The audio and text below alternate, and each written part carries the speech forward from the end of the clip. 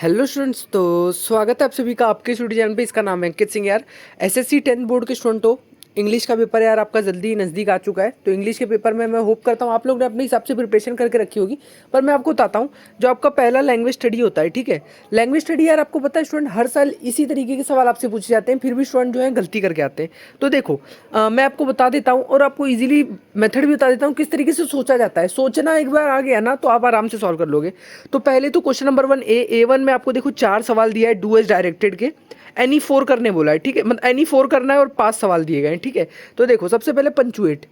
तो अब देखो यहाँ पंचुएट लिखा है, तो पंचुएट यानी कि आप लोग को यार कुछ यार सिंबल जो है जैसे क्वेश्चन मार्क वगैरह जो है आपको उसमें पंचुएशन डालना पड़ता है, ठीक है। जो भी आपका सेंटेंस दिया होता है इसको अधूरा करके छोड़ा हुआ है, यानी कि अगर समझो सवाल पूछा है तो आप क्वेश्चन मार्क डालोगे, ठीक है। तो ये सब आपको समझना पड़ता है। अगर समझो पूरा सवाल लिख दिया है और सेंटेंस खत्म हो गया पर क्वेश्चन लास्ट में जो है फुल स्टॉप ही नहीं डाला है तो वो गलत है, उस सेंटेंस को क्लियर करना होता है। तो देखो you have never heard of batch, तो ये पहली बात आपको सुन के नहीं लग रहा you have never heard of batch. तो कुछ पूछा है मेरे से क्या मैंने कभी बैच के बारे में सुना है क्या, तो ये सवाल में पूछा गया है। तो you have never heard of batch he asked, इसने पूछा। तो you have never heard of batch के बाद जो है आपको एक क्वेश्चन मार्क देना पड़ेगा, क्योंकि एक सवाल हो गया ना, ये सवाल के आगे क्वेश्चन मार्क दे दिया। उसके बाद आपको देखो ये एक अलग सेंटेंस शुरू हो रहा है, तो अगर एक अलग चीज़ शुरू हो रहा है तो हम इसको इधर आगे एक कॉमा भी लगाएंगे। तो फुल स्टॉप के बाद एक कॉमा लगेगा और कॉमा के बाद हम देखेंगे ही आस्क्ड, तो लास्ट में एक फुल स्टॉप। तो ये होगा हमारा, ठीक है। और आप चाहोगे तो you have never heard of batch, इसको जो है सिंगल इन्वर्टेड कॉमा भी दे सकते हो, ठीक है।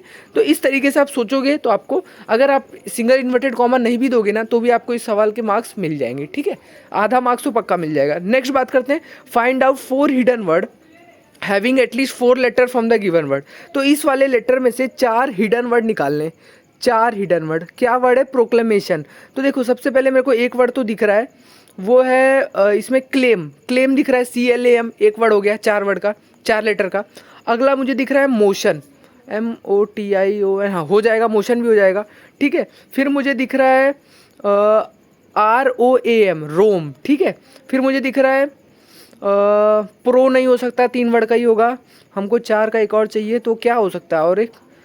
और एक हो सकता है, क्लेम हो गया, मोशन हो गया, रोम हो गया, और हम ढूंढ सकते हैं तो आप एक और वर्ड ढूंढ लेना, कुछ इसमें ही निकलेगा, मिल जाएगा भाई। थोड़ा सोचना पड़ेगा, एग्जाम में थोड़ा टाइम लेगा पर निकल जाएगा।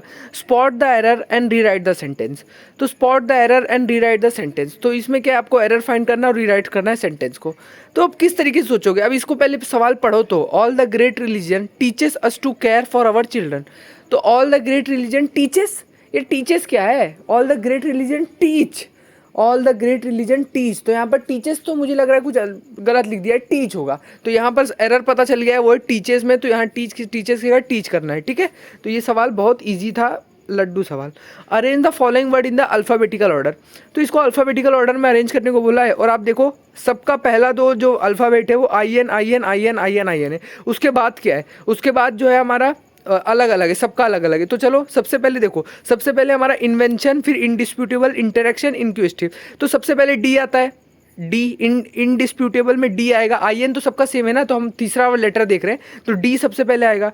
डी के बाद हमारा आएगा Q, इंक्विजिटिव, ठीक है, PQRST। फिर हमारा आएगा इंटरेक्शन, फिर हमारा आएगा इन्वेंशन, ठीक है। तो इस तरीके से सोचो, कंप्लीट द वर्ड चेन। तो अभी यार वर्ब का वर्ड चेन बनाना है, तो कॉल हो गया, यहाँ पर हो सकता है लव, हो सकता है वर्ड चेन बनाना, लव, ईट, सिंग, ये सब हो सकता है, ठीक है। ये आप बना लोगे, वर्ब का वर्ड चेन बनाना है।